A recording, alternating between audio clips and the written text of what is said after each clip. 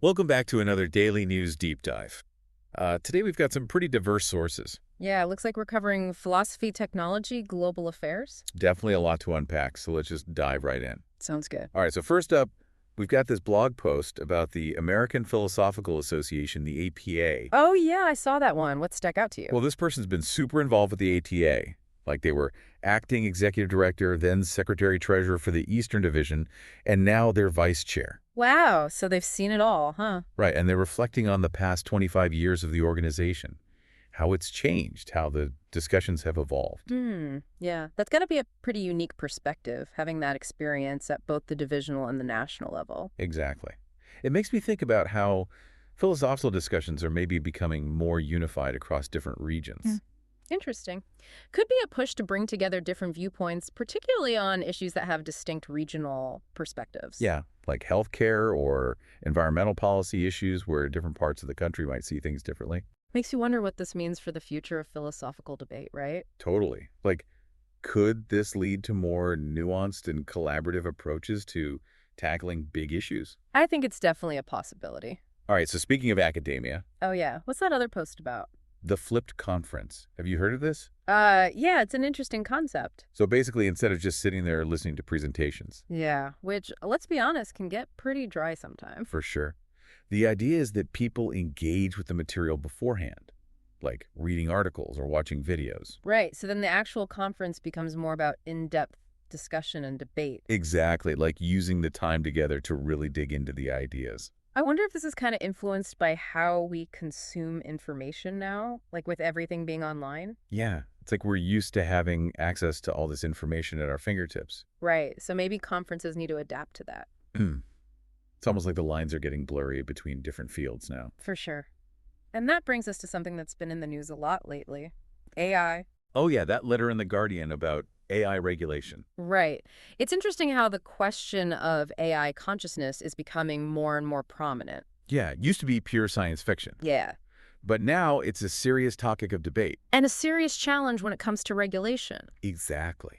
Like, how do you regulate something that you don't even fully understand? It's a huge question. And it gets even trickier when you consider the international landscape. You're talking about China's DeepSeek AI, right? Exactly. It kind of came out of nowhere. Yeah, especially compared to the U.S. Stargate initiative, Yeah. which we've been hearing about for years, And there are concerns that DeepSeek might be using data from OpenAI. which is a U.S.-based initiative. Wow. So that adds another layer of complexity. Definitely. It's like we could be headed for a technological Cold War. With some pretty high stakes for both sides. Makes you wonder if countries will be able to put aside their own interests and work together. Right. To set ethical standards for AI development.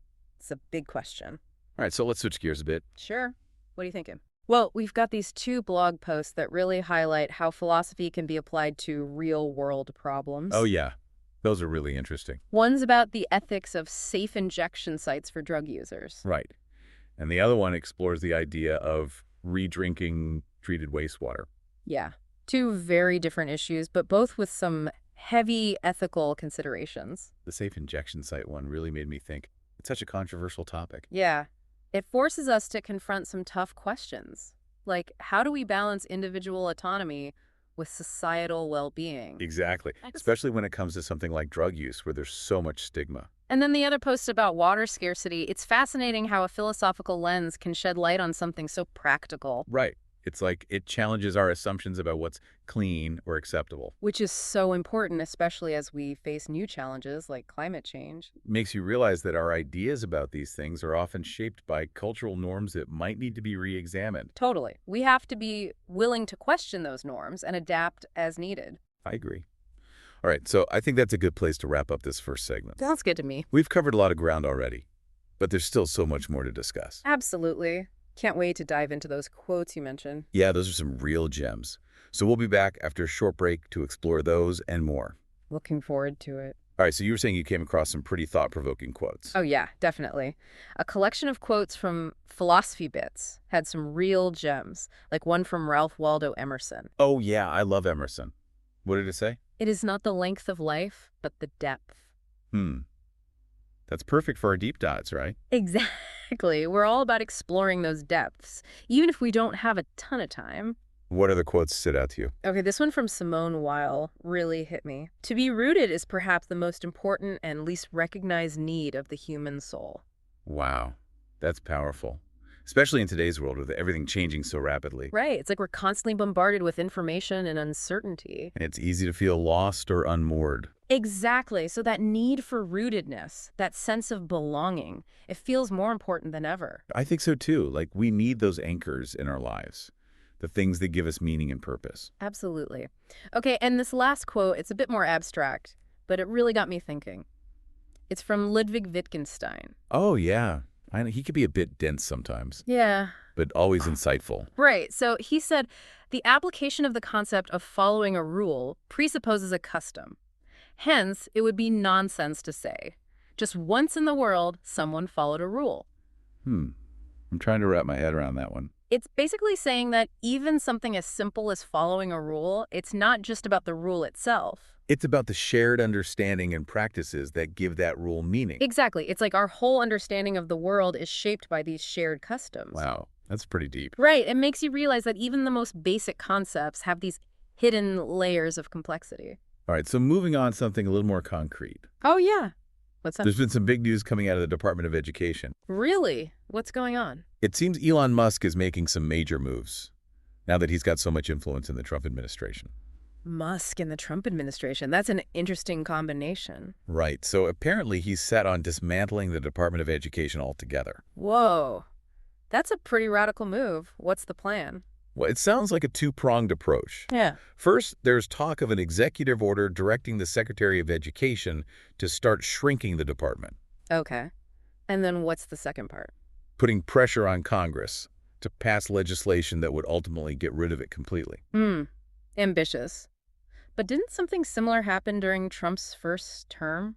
Yeah, they tried to merge the education and labor departments, but it failed.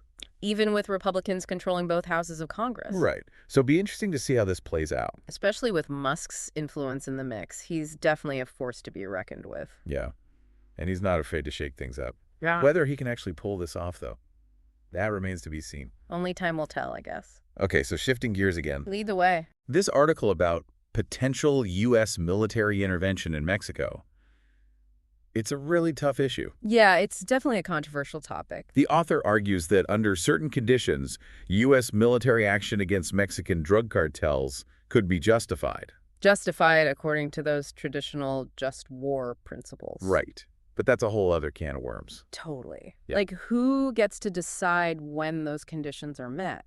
And how do you ensure that the intervention is actually ethical? It's a slippery slope for sure. The article doesn't really go into specifics about how those just war principles would apply in the situation. Yeah, it's more of a high-level argument. But it does make you think about the complexities of these kinds of decisions. Absolutely. Like, how do you weigh the potential benefits against the risks? And how do you make sure that the intervention doesn't actually make things worse? It's a lot to consider. Yeah, it's a reminder that there are rarely easy answers when it comes to global politics. All right, well, that was quite a discussion. For sure, we've covered a lot of ground. But there's one more thing I wanted to touch on. Oh, yeah. What's that? It's about that Simone Weil quote again. The one about rootedness. Yeah. It really resonated with me. Like, in a world that feels so chaotic, how do we find that sense of grounding? It's a question worth pondering. I think it's about finding those things that give us a sense of meaning and purpose. Our relationships, our work, our connection to something bigger than ourselves. Right. Those can act as anchors in times of change. And even amidst all the chaos, there are still constants that we can rely on. The things that ground us and remind us of what's truly important. Yeah, it's like finding those constants in the chaos. I like that. And it really connects with that Emerson quote about depth over length. Right. Even in a short, deep dive like this, we can still uncover some pretty profound ideas. And connect them back to what's happening in the world. Exactly. That's what it's all about, right? Encouraging people to stay curious, to keep questioning, and to really dig deeper. Speaking of digging deeper, we've talked a lot about how technology is changing things. Yeah, from academia to international relations. But what about the human element? In a future where AI is so prevalent, what role will philosophy play? That's a big question. Like, will it be a guiding light helping us navigate all these ethical and existential questions that AI raises? It's almost like we need philosophy more than ever. Yeah, I think so. The need for critical thinking, for ethical reflection, for a deep understanding of what it means to be human. Those things are only going to become more important.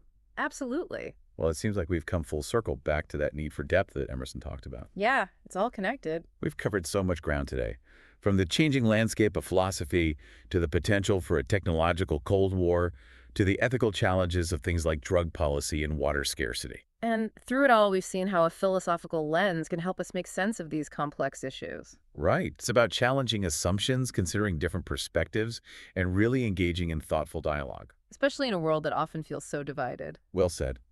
And on that note, we've reached the end of another Daily Deep Dive. Time flies when you're having deep philosophical conversations. That's for sure. Thanks for joining us on this journey of exploration. It's been a pleasure. Keep those minds sharp, stay curious, and we'll see you next time for another deep dive into the news.